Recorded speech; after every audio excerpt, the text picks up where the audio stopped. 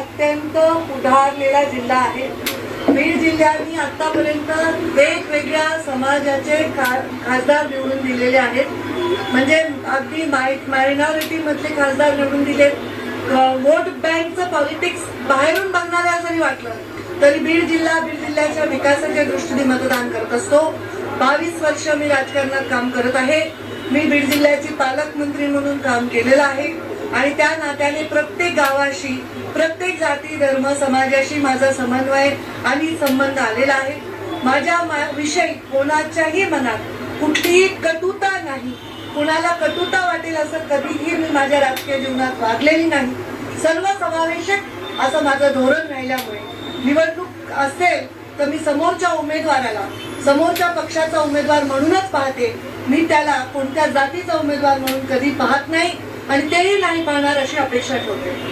या परिणामांची नक्कीच जे काही चर्चा आहे ती कोर कमिटीतून आणि सर्व नेते करतील आणि ते प्रयत्न करतील शेवटपर्यंत याच्यामध्ये काय करता येईल। आता सध्या मी उमेदवार असल्यामुळे संपूर्णतः माझ्या उमेदवारीकडे माझं लक्ष आहे। पक्षाने काही जबाबदारी दिली तर मी सर्व प्रयत्न करेन।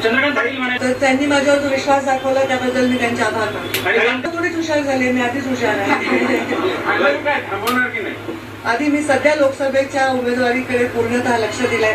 राज्याच्या जबाबदाऱ्या राज्याच्या नेत्यांच्या खांद्यावर आहेत, ते त्याला व्यवस्थितपणे हाताळतील अशी माझी अपेक्षा आहे। या पक्षाची जास्तीत जास्त ताकद वाढावी यासाठी सगळेजण योगदान देतील। मी आता जास्त ताकदीने निवडून येण्याकडे माझं लक्ष आहे।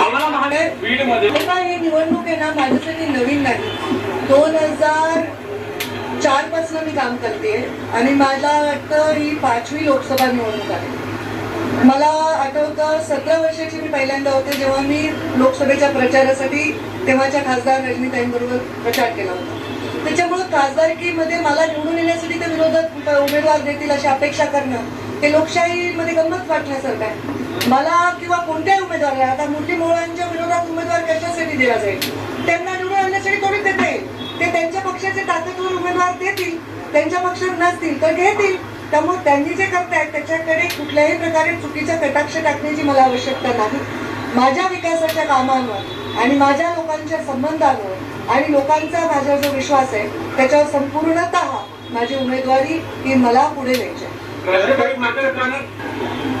परिणाम चांगला आणि वाईट दोन्ही होत असतात 5 वर्षाच्या कारकिर्दीनंतर।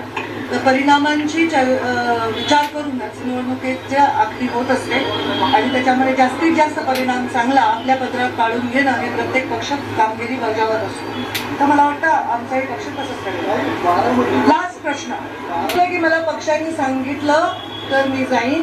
मी लोकसभेच्या प्रचारामध्ये संपूर्णतः स्वतःला आता मला लक्ष द्यायचं आहे। मी लोकसभेची उमेदवार आहे। मागच्या 3ही निवडणुकात मी राज्यभर प्रचार केलेला आहे, राज्याबाहेरही केलेला आहे। आता पक्ष मला काय सांगेल त्याच्यानंतर मी ठरवेन। त्यांना भेटले त्याच्यानंतर मी काय टिप्पणी करणार? फायदा होईल